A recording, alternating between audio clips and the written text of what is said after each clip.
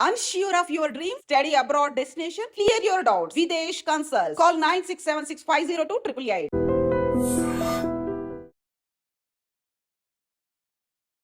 Hi hello నమస్తే welcome back to iDream Media. ఈరోజు మనతో ఉన్నారు 30 ఇయర్స్గా లా ప్రాక్టీస్ చేస్తూ ముఖ్యంగా ఇమ్మిగ్రేషన్ మనకి లాయర్గా ఉన్న రాహుల్ రెడ్డి గారు మనతో ఉన్నారు.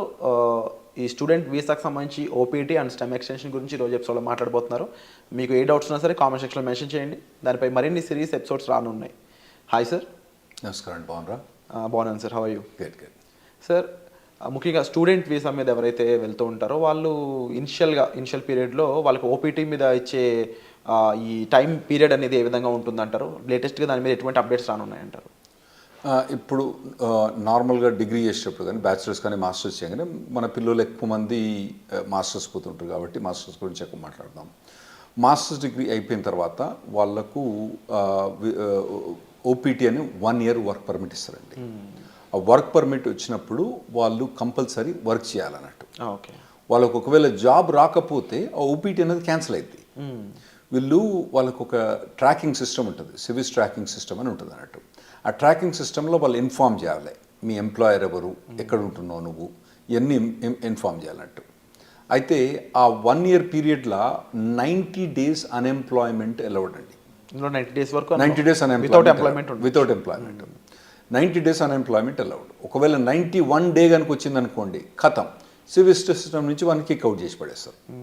అంటే అతను F1 వీసా ఖతమైంది, అక్కడ ఉండటానికి వీల్లేదు, అక్కడ ఓపీటీ అన్నది అతనికి ఇచ్చిన పర్మిట్ కూడా ఆటోమేటిక్గా క్యాన్సిల్ అయిపోతుంది అన్నట్టు. సో ఈ లోపల ఇతను ఎంప్లాయ్మెంట్ తీసుకోవడం కంపల్సరీ అవుతుందండి. సో ఈ లోపు ఎంప్లాయ్మెంట్ వచ్చింది అనుకుందాము, ఆఫ్టర్ 1 year ఆ ఎంప్లాయ్మెంట్ మీద ఎటువంటి ప్రొసీజర్ ఉంటుంది? స్టెమ్ ఎక్స్టెన్షన్ అనేది కంపల్సరీ చేయించుకోవాలి. అసలు స్టెమ్ ఎక్స్టెన్షన్ ఎందుకు చేయించాలంటే? అయితే ఇప్పుడు నార్మల్గా డిగ్రీస్ అక్కడ 2గా డివైడ్ చేస్తారండి. ఒకటేమో స్టెమ్ డిగ్రీ అంటే నార్మల్గా సైన్స్ కానివ్వండి, తర్వాత ఫిజిక్స్ కానీ, మ్యాథ్స్ కానివ్వండి, తర్వాత కంప్యూటర్ సైన్స్, ఇంజనీరింగ్ డిగ్రీస్, ఇవన్నీ స్టెమ్ డిగ్రీస్ అంటారండి. ఓకే. గవర్నమెంట్ అక్కడ పిల్లల్ని స్టెమ్ డిగ్రీస్ చేయడానికి ప్రమోట్ చేయడానికి ఈ స్టెమ్ ఎక్స్టెన్షన్ ఒకటి పెట్టింది అన్నట్టు.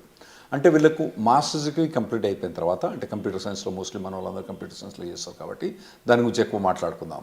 సో అందులో ఫస్ట్ 1 year ఓపీటీ అని వర్క్ పర్మిట్ ఉంటుంది. ఆ వర్క్ పర్మిట్ అయిపోయిన తర్వాత అతనికి జాబ్ ఉంటే ఇంకొక 2 years వర్క్ పర్మిట్ వస్తుందండి. దాన్ని స్టెమ్ ఎక్స్టెన్షన్ అంటారు అన్నట్టు. ఆ స్టెమ్ ఎక్స్టెన్షన్లో కూడా 90 days అన్ఎంప్లాయ్మెంట్ అలౌడ్ అక్కడ, అందులో కూడా. అయితే రెండిట్లో కలిపి 150 రోజులే. అంటే ఎక్కడనో ఒక దగ్గర తగ్గించుకోవాలన్నట్టు. ఇక్కడ 90 days, అక్కడ 90 days బ్యాక్స్, ఓవరాల్గా 150 days దాటకూడదు అన్నట్టు. స్టెమ్ ఎక్స్టెన్షన్లో కూడా జాబ్ కంపల్సరీ ఉండాలి, జాబ్ కంపల్సరీ చేయాలి. అంటే ఈ 180 days పక్కన పెడితే యాక్చువల్లీ 150 90 + 90 కాదు అక్కడ. ఇక్కడ 60 ఇవ్వాలన్నా అక్కడ 70 ఎక్కడో కంట్రోల్ చేసి పెట్టాలన్నట్టు. సో ఇన్ కేస్ ఈ స్టెమ్ ఎక్స్టెన్షన్ కన్నా ముందు తనకి జాబ్ పోయినట్లయితే ఓపీటీ టైంలో ఇంకా స్టెమ్ ఎక్స్టెన్షన్ కూడా ఉండదంటారు. ఒకవేళ స్టెమ్ ఎక్స్టెన్షన్ చేసే టైంలో ఓకే, మీకు మొదలే స్టెమ్ ఎక్స్టెన్షన్ ఓపీటీ అయిపోక ముందే మీకు 3 months ముందే స్టెమ్ ఎక్స్టెన్షన్ ఫైల్ చేసుకోవచ్చు. ఒకవేళ స్టెమ్ ఎక్స్టెన్షన్ ఫైల్ చేసుకునే తప్పుడు ఒకవేళ జాబ్ లేదనుకోండి, ఇక మనని గోవిందా, అతనికి మాత్రం ఆ స్టెమ్ ఎక్స్టెన్షన్ రాదు. కంపల్సరీ అప్పుడు జాబ్ ఉండాలి. సో కంపల్సరీ ఓపీటీ టైంలో జాబ్ ఉండాలి అండ్ అది ఎక్స్టెన్షన్ టైంలో కంపల్సరీ జాబ్ ఉండాలి. ఓపీటీ మొదలైనప్పుడు ఉండనక్కర్లేదు, ఓపీటీ ఎండ్ అయ్యేటప్పుడు మాత్రం కంపల్సరీ ఉండాలి. లేకపోతే మనోడు గోవిందా అవుతాడు, స్టెమ్ ఎక్స్టెన్షన్ రాదు. సో ఓవరాల్గా how long they can stay? 3 years time duration proper stay చేయొచ్చు? అవునండి, 3 years. అంటే 2 years ఏమో వీళ్ళు మాస్టర్స్ చేస్తారు. టిపికల్గా 1.5 year. వీళ్ళు మన వాళ్ళు పోయేది ఆగస్ట్ పోయిన తర్వాత మే జూన్ కల్లా గ్రాడ్యుయేట్ అవుతారు నెక్స్ట్ ఇయర్కు. అంటే 1.5-2 years వీళ్ళు గ్రాడ్యుయేట్ అయిపోయిన తర్వాత మళ్ళీ వీళ్ళకు 3 years. ఫస్ట్ ఓపీటీ 1 year, తర్వాత స్టెమ్ ఎక్స్టెన్షన్ 2 years. ఈ 3 years పర్మిట్ ఉంటుంది, వర్క్ పర్మిట్. ఈ లోపల కనుక మనోడు లాటరీ, H1B లాటరీ మీకు తెలుసు కదా, మార్చ్లో 80,000 members H1B లాటరీ చేస్తారు కదా. అప్పుడు చేసినప్పుడు ఇతను ఎంప్లాయర్ H1B లాటరీ చేస్తే H1B వచ్చేస్తేనేమో ఖతం అన్నట్టు. ఓపీటీ స్టెమ్ ఎక్స్టెన్షన్ ఈ అబ్బాయికి అవసరం లేదు, H1B మూవ్ అవుతాడు అన్నట్టు. ఒకవేళ అప్పుడు కూడా రాకపోతే ఇక మళ్ళా వేరే వీసా పోవడం కానీ లేదంటే వెనకకు రావడం కానీ అవసరం పడుతుందండి వీళ్ళకు. ఈ ఓపీటీ స్టెమ్ ఓపీటీ రెండు సిమిలర్ అనిపిస్తుంది సార్, డిఫరెన్సెస్ ఏం లేవా ఈ రెండిట్లో? చాలా డిఫరెన్స్ ఉందండి. ఓపీటీ ఉన్న స్టెమ్ ఎక్స్టెన్షన్ చాలా డిఫరెన్స్ ఉంది. ఓపీటీ పీరియడ్లో వాలంటరీ ఎంప్లాయ్మెంట్ అలౌడ్, అంటే internship, unpaid internship allowed. Okay. అంటే ఏదైనా కంపెనీ ద్వారా కానీ ఏదైనా ట్రైనింగ్ ఇస్తాననుకోండి, ఈ అబ్బాయి కనుక అక్కడికి పోయి, అబ్బాయి కానీ అమ్మాయి కనుక అక్కడికి పోయి వాళ్ళు ట్రైనింగ్ తీసుకుంటే పని చేయకున్నా కూడా ట్రైనింగ్ తీసుకున్నందుకు దానికి డబ్బులు ఇవ్వరు వాళ్ళు. ఎందుకంటే ట్రైనింగ్ ఇచ్చేది ఎక్కువ, డబ్బులు ఎందుకు ఇస్తాడు? ఇవ్వడు కదా. ఇవ్వనప్పుడు కూడా ఇతను ఓపీటీ పీరియడ్లో అక్కడ ట్రైనింగ్ తీసుకుంటే అది ఎంప్లాయ్మెంట్ కింద కౌంట్ అవుతుందండి. ఓకే. అదే స్టెమ్ ఎక్స్టెన్షన్కి వచ్చేటప్పుడు కంపల్సరీ పెయిడ్ ఎంప్లాయ్మెంట్ అన్నది అవసరం. ఓపీటీ పీరియడ్లో ఏమో voluntary or unpaid internship allowed, paid allowed, unpaid allowed. కానీ స్టెమ్ ఎక్స్టెన్షన్కి వచ్చేవాడు కంపల్సరీ పెయిడ్ అలౌడ్ అని, కంపల్సరీ పెయిడ్ ఉండాలి. పెయిడ్ లేకపోతే మనోడు బయటపడాల్సి వస్తుంది అన్నట్టు. ఈ అన్ఎంప్లాయ్మెంట్ రూల్ అనేది ఎలా వర్కౌట్ అవుతుంది ఓపీటీలో కానీ స్టెమ్ ఓపీటీలో కానీ? రైట్. ఇప్పుడు ఓపీటీ ఉన్నప్పుడు నేను చెప్పాను కదండి 90 days. ఓకే, 90 daysలో అంటే ఇతను కనుక ఒక 30 days కనుక సేవ్ చేసుకుంటే మళ్ళీ నెక్స్ట్లో కూడా 90 వాడుకోవచ్చు. అంటే ఇక్కడ 60 వాడుకొని మళ్ళీ నెక్స్ట్ 90 వాడుకుంటే బెటర్. ఓకే, కానీ ఇతనికి 90 days దాకా పర్మిట్ ఉంటుంది అన్నట్టు. సో నార్మల్గా వీళ్ళకి ఇంటర్న్షిప్స్ వస్తాయండి బాగానే. లేకపోయినా కానీ మన చాలా కన్సల్టింగ్ కంపెనీస్ ఏం చేస్తారంటే వీళ్ళని ట్రైనింగ్లో పెడతారు బాగా. అంటే పర్టికులర్గా ఏదైనా పర్టికులర్ టెక్నాలజీ ఉందనుకోండి, ఇప్పుడు ఏఐ అనేది బాగా హాట్ టెక్నాలజీ. ఈ పోరగాళ్ళు ఏం చేస్తారు, ఈ పోరగాళ్ళని తీసుకొని మొత్తం అందరినీ మంచిగా ఒక ట్రైనింగ్ ఇప్పించేసి వాళ్ళకి బాగా పర్టికులర్ దాని మీద ట్రైనింగ్ చేసి ప్లేస్ చేస్తారు. అంటే ఎంప్లాయర్ కూడా లాభం ఉంటుంది, ఎందుకంటే వీళ్ళు ప్లేస్ చేసినప్పుడు వాళ్ళకి వచ్చే డబ్బులలో వాళ్ళ కమిషన్ ఉంటుంది కదా, అది బాగానే వాళ్ళకు ఉంటుంది కాబట్టి అట్లా చాలా. సో ఓపీటీ పీరియడ్ అన్నప్పుడు నార్మల్గా అయితే మన వాళ్ళు ఎవరికి కూడా ఇబ్బంది ఉండకూడదండి. ట్రైనింగ్ బాగానే ఇస్తారు, ట్రైనింగ్ బాగానే ఇచ్చే కంపెనీలు ఉన్నాయి, వీళ్ళు తీసుకునే కంపెనీ. స్టెమ్ ఎక్స్టెన్షన్కి వచ్చేటప్పుడు మాత్రం ఇబ్బంది అయింది. ఎందుకంటే స్టెమ్ ఎక్స్టెన్షన్ మీద ఉన్నప్పుడు పేమెంట్ అన్నది, పెయిడ్ జాబ్ అన్నది ఉండాలి కదా. అప్పుడు పెయిడ్ జాబ్ ఇంకా లేకపోతే మాత్రం మన వాళ్ళకి ఇబ్బంది అవుతుందండి అప్పుడు. సో ఓపీటీలో టైంలో అన్ఎంప్లాయ్మెంట్ అనేది ఉండకూడదు, అట్లీస్ట్ ఇంటర్న్గానే పనిచేసి ఉండాలి. రైట్. లేకపోతే కంపల్సరీ వెనక్కి రావాల్సిందే తప్ప. రైట్, కంపల్సరీ వెనక్కి రావాల్సిందే. సో ఈ టైంలో అంటే స్టెమ్లో కానీ ఓపీటీ టైంలో కానీ జాబ్ లేకుండా ఉన్న పర్సన్ లీగల్గా స్టే చేయడానికి ఏమైనా ఆప్షన్స్ ఉన్నాయి? అంటే నేను చెప్పినా కదండి, మొత్తం టోటల్గా 150 days అలౌడ్. ఫస్ట్ దాంట్లో 90 చేస్తే నెక్స్ట్ 60, ఫస్ట్ దాంట్లో 60 చేస్తే నెక్స్ట్ 90. ఏ దాంట్లో కూడా 90 కన్నా ఎక్కువ చేయరాదు అన్నట్టు. అంత మటుకు అన్ఎంప్లాయ్మెంట్ అలౌడ్. ఫస్ట్ ఓపీటీ పీరియడ్లో మీకు STEM voluntary unpaid internship allowed, STEM ఎక్స్టెన్షన్లో అలౌడ్ కాదు. సో మీరు అన్నది కరెక్ట్. ఒకవేళ కనుక ఆ 150 days కూడా క్రాస్ అయితే అతను లీగల్ స్టేటస్ పోద్ది. ఇవన్నీ ఇన్ఫర్మేషన్ ట్రాకింగ్ ఎక్కడ ఉంటుంది అంటే సివిల్ సిస్టంలో ట్రాకింగ్ ఉంటుంది అన్నట్టు. వాళ్ళు ట్రాక్ చేస్తూ ఉంటారు అన్నట్టు. ఇవన్నీ వీళ్ళు చెప్పాలి, పిల్లలు పోయి వాలంటీర్గా నాకు జాబ్ పోయింది పోలేదని. అందులో కూడా ఇన్వెస్టిగేషన్స్ అవుతా ఉంటాయి అప్పుడప్పుడు. ఒకవేళ మనోడు జాబ్ చేస్తాడనుకోండి, జాబ్ పోయిందనుకోండి, వీడు చెప్పలేదనుకోండి, దెన్ అతనికి ప్రాబ్లం రావచ్చు. ఇంకోటి ఏంటంటే కంపెనీ కూడా ఇన్ఫార్మ్ చేస్తుంది కాలేజ్కు, అరే నాయన మా దగ్గర పనిచేస్తాడు కానీ ఇప్పుడు వీడు మా దగ్గర లేడు అని చెప్పి వాళ్ళు కంపెనీకి ఇన్ఫార్మ్ చేస్తారు, మన యూనివర్సిటీకి ఇన్ఫార్మ్ చేస్తే వీళ్ళని టర్మినేట్ అయిపోతారు అన్నట్టు. సో ఆ పీరియడ్లో ఎంప్లాయ్మెంట్ అనేది చాలా అవసరం అండి. అయితే ఈ స్టెమ్ ఎక్స్టెన్షన్లో 40 hours జాబ్ అవసరం లేదు, 25-30 hours జాబ్ కూడా చేసుకోవచ్చు. ఒకవేళ కనుక అతనికి తక్కువ జాబ్ ఏదైనా దొరికిందనుకోండి, తక్కువ టైంలో దొరికిందనుకోండి, స్టెమ్ ఎక్స్టెన్షన్లో ఆ 25 hours 30 hours కూడా చేసుకోవచ్చు అన్నట్టు. ఇది స్టెమ్ ఎక్స్టెన్షన్ ఫస్ట్ 1 year కాదు, తర్వాత నెక్స్ట్ 2 yearsలో. ఓపీటీలో ఇన్ కేస్ ఈ ఫ్రీ జాబే ఉంది, ఇంకా నెక్స్ట్ స్టెమ్ ఎక్స్టెన్షన్ ముందు కూడా ఫ్రీ జాబే ఉంది అంటే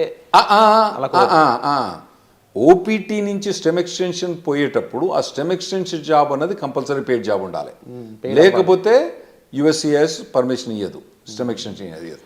సో లీగల్గా వీళ్ళు ఎలాంటి అప్లై చేయొచ్చు? ఫర్ ఎగ్జాంపుల్ అప్పటికి జాబ్ ఫైండ్ అవుట్ చేయకపోతే లీగల్గా ఇంకేం చేయలేరు అంటారా? అవునండి. స్టెమ్ ఎక్స్టెన్షన్ అప్పుడు కనుక ఒకవేళ కనుక ఫస్ట్ 1 yearలోనేమో వీళ్ళకి ఇంటర్న్షిప్ జాబ్స్ ట్రైనింగ్స్ బాగానే ఉంటుంది. ఆ తర్వాత కనుక వీళ్ళకు ఒకవేళ కనుక పెయిడ్ జాబ్స్ కనుక దొరకకపోతే ఖతం. సో వీసా చేంజ్ అవ్వడం లాంటి ప్రొసీజర్ ఏమైనా ఫాలో అవ్వచ్చు? అవునండి. అప్పుడు వాళ్ళు B2కు చేంజ్ ఆఫ్ స్టేటస్ ఫాలో కావచ్చు, లేదంటే మళ్ళీ కాలేజ్ పోయి ఇంకో మాస్టర్స్ డిగ్రీ చేయొచ్చు, మళ్ళీ లేదంటే డాక్టరేట్ డిగ్రీ చేయొచ్చు, లేదంటే వాళ్ళకు ఒకవేళ H4 ఆప్షన్ ఉంటే H4 చేయొచ్చు, లేదా ఇండియాకి రావాలన్నా ఇండియాకి రావచ్చు, లేదా కెనడాకి పోవన్నా కెనడాకి పోవచ్చు. సో అప్పుడప్పుడు మన వాళ్ళు జనాలు వచ్చి చెప్తా అంటారు, నేను 2 మాస్టర్స్ డిగ్రీ చేసినా 3 మాస్టర్స్ డిగ్రీ చేసినా అంటారు. వీళ్ళు ఏంది అక్కడ 2 మాస్టర్స్ డిగ్రీ చేసింది ఎందుకు, ఆడ పోయి వాళ్ళు ఏదో మాస్టర్స్ డిగ్రీ ఇంకో మాస్టర్ డిగ్రీ ఉంటే వాల్యుయేషన్ అని కాదు. 90% ఆఫ్ ద మెంబర్స్ ఏమవుతారంటే వాళ్ళు అక్కడ ఉండటానికి వేరే మాస్టర్స్ డిగ్రీ చేస్తారు. అది ఇంకోటి మీరు అడగొచ్చు ఏంటంటే, మరి ఇంకో మాస్టర్స్ డిగ్రీ చేస్తే మళ్ళీ 3 ఏళ్ళు పర్మిట్ వస్తుందా? గ్రేస్ పీరియడ్స్ ఎలా ఉంటాయి అసలు? ఒక లెవెల్ ఆఫ్ డిగ్రీకి ఒక ఓపీటీ, ఒక స్టెమ్ ఎక్స్టెన్షన్, ఇంకో లెవెల్ ఆఫ్ డిగ్రీకి ఒక ఓపీటీ, ఒక స్టెమ్ ఎక్స్టెన్షన్. అంటే బ్యాచిలర్స్ డిగ్రీకి ఓపీటీ స్టెమ్ ఎక్స్టెన్షన్ ఉంటుంది, మాస్టర్స్ డిగ్రీకి ఓపీటీ స్టెమ్ ఎక్స్టెన్షన్ ఉంటుంది, మళ్ళీ డాక్టరేట్ డిగ్రీ ఉంటుంది. మనోళ్ళు చాలా మంది పోయేది మాస్టర్స్ డిగ్రీకి కాబట్టి వాళ్ళు మాస్టర్స్ డిగ్రీ చేసినప్పుడు ఒక ఓపీటీ, ఒకటి స్టెమ్ ఎక్స్టెన్షన్, అంటే 3 ఏళ్ళు వర్క్ పర్మిట్ ఉంటుంది. ఈ లోపల కనుక వాళ్ళకు జాబ్ పోతే వాళ్ళు మళ్ళీ వేరే మాస్టర్స్ జాయిన్ అయ్యి మళ్ళీ మాస్టర్స్ తీసుకుంటే మళ్ళీ ఓపీటీ అన్నది రాదు.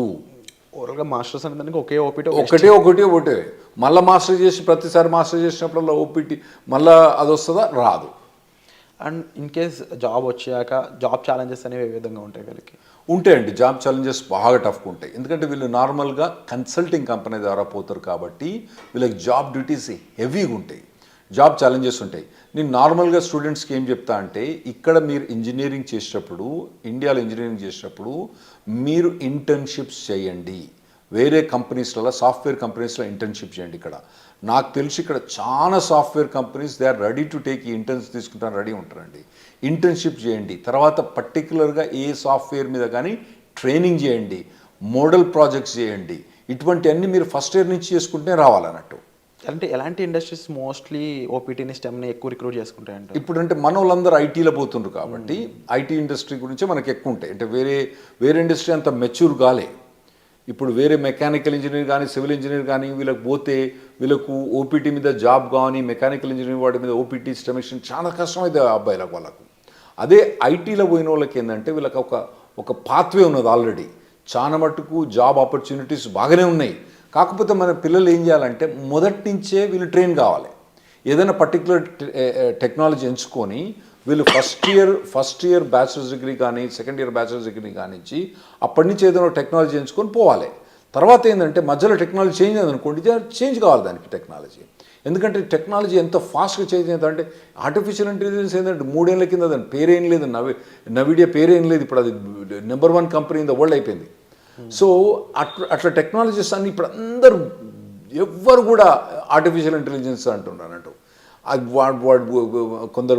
కొన్ని కంపెనీస్ పనిచేస్తూ చెప్తారు, మాకు అసలు ఆర్టిఫిషియల్ ఇంటెలిజెన్స్ అవసరం లేదు, కానీ మా కంపెనీలో ఎందుకు హైర్ చేస్తున్నారో లేదు, వాడు రెజ్యూమ్ మీద ఆర్టిఫిషియల్ ఇంటెలిజెన్స్ బెటర్, వానికి ఒక ఏదైనా కోర్సు కానీ, ఏదన్నా ఒక 5 months ఎంప్లాయ్మెంట్ కానీ, ఇంటర్న్షిప్ కానీ ఉంటే తీసేసుకుంటారు మా దగ్గర అని చెప్తాను వాళ్ళు. సో అటువంటి హాట్ టెక్నాలజీస్ ఉన్న వాళ్ళు వీళ్ళు చూస్ చేసుకోవడం బెటర్. కాకపోతే కొద్దిగా మొదటి నుంచి కూడా ఒకవేళ, ఎందుకంటే ఇప్పుడు ఏఐ అంటున్నారు, అంతకుముందు డేటా సైన్స్ అన్నారు, రేపు ఇంకోటి అంటారు. సో ఇటువంటి ఏ ఒక్క టెక్నాలజీ కూడా ఒక పర్సన్ ట్రైన్ అయితే ఆ టెక్నాలజీ మారినప్పుడు ఈజీగానే అడాప్ట్ అయిపోతారు. నువ్వు ఉట్టిగానే కూర్చొని 4 ఏళ్ళు ఏం పని చేయకుండా, ఆ తర్వాత నువ్వు మాస్టర్స్ డిగ్రీ చేసేటప్పుడు కూడా ఏం ట్రైనింగ్ తీసుకోకుండా చక్కగా నువ్వు పోయి మాస్టర్ డిగ్రీ అయిపోయిన తర్వాత నువ్వు ఓపీటీకి పర్మిషన్ ఇచ్చి ఆడ పోయి జాబ్ ఏమంటే అప్పుడు కష్టమైంది. ఇప్పటి నుంచి మీరు బిల్డప్ చేసుకుంటూ పోవాలన్నట్టు. ఇవి చాలా కాంపిటేటివ్గా ఉంటాయి ఓపీటీ స్టెమ్లో కూడా. అట్ ది సేమ్ టైం మీరు ఈ డౌన్ టర్న్స్, ముఖ్యంగా లే ఆఫ్స్ కానీ అవి ఎంత ఇంపాక్ట్ చేస్తాయంటారు ఓపీటీ వాళ్ళని? బాగుంటాయి, ఓపీటీ మీద ఇంపాక్ట్ బాగుంటుంది. ఫస్ట్ ఒకటి మీరు అర్థం చేసుకోవాలి, శాలరీస్ ఎట్లున్నాయి వీళ్ళవి. యుఎస్ శాలరీస్ 80 లక్షలు 90 లక్షలు ఉన్నది. ఏది ఓపీటీ స్టెమ్ ఎక్స్టెన్షన్ కూడా 80 లక్షలు 90 లక్షల నుంచి మొదలైతే వాళ్ళకి శాలరీస్. సో మనకి ఇక్కడ ఇండియాలో ఏంది, మీరు పెద్ద పెద్ద కంపెనీలు పోయినా అనుకోండి, అది వెరీ సర్ప్రైజ్. గూగుల్ అటువంటి కంపెనీస్లలో, అంటే నేను పర్టికులర్ గూగుల్ అని చెప్పాను, వేరే కంపెనీస్లో శాలరీ చూస్తే వాళ్ళకి ఏంది నెలకు 30,000, నెలకు 25,000, అంటే దాదాపుగా 4 లక్షలు 5 లక్షల ప్యాకేజ్ కూడా మా ఎక్కువ ఇక్కడ. ఏది ఎంట్రీ లెవెల్లకు అక్కడ 80 లక్షల నుంచి 90 లక్షల దాకా ప్యాకేజ్ ఉంది అక్కడ. అయితే అట్లా ప్యాకేజ్ ఉన్నప్పుడు ఇక్కడ వీనికేమో 5 లక్షలు వస్తా అంటే నీకు ఆడేమో 80 లక్షలు ఇస్తాను అంటే నీ పెర్ఫార్మెన్స్ ఎట్లా ఉండాలి? You have to be at least 10 times better than the guy who's working here. నువ్వు ఉన్నావా లేదా 10 times? లేనప్పుడు నువ్వు షార్ప్మెంట్ స్కిల్ చేసుకోవాలి. నువ్వు అట్లా ఆలోచించాలి. ఇక్కడ వచ్చినానికేమో 5 లక్షలు, నీకేమో 80 లక్షలు, అంటే నీది కనీసం 10 రెట్లు ఎక్కువ ఉండాలి నీ పెర్ఫార్మెన్స్. అంటే 10 రెట్లు ఎక్కువ ఉండాలంటే నువ్వు షార్ప్ అని చేసుకోవాలి. Unit be fit for it. అక్కడ పోయి నేను మాస్టర్స్ అయిపోయిన తర్వాత అప్పుడు నేను నేర్చుకుంటా అంటే ఇప్పుడున్న పరిస్థితిలో మాత్రం నడవదు. 100% కరెక్ట్ సార్, డెఫినెట్లీ మీరు చెప్పిన విషయాలన్నీ కూడా. అండ్ ముఖ్యంగా ఓపీటీ స్టెమ్లో స్టూడెంట్ సిచ్యువేషన్ ఏ విధంగా ఉంటుంది, టైం పీరియడ్ ఎలా ఉంటుంది, గ్రేస్ పీరియడ్స్ అండ్ రాకపోతే ఏంటి పరిస్థితి, ఈ విషయాలన్నీ విన్నారు కదా. అలాగే H1B లాటరీ పరిస్థితుల్లోనూ ఆఫ్టర్ జాబ్ వచ్చాక లైక్లీ ఎఫెక్ట్స్ ఏమేమి ఉంటాయి అనేవి వచ్చే ఎపిసోడ్లో చూద్దాం. So stay tune. Thank you so much for information. Thanks.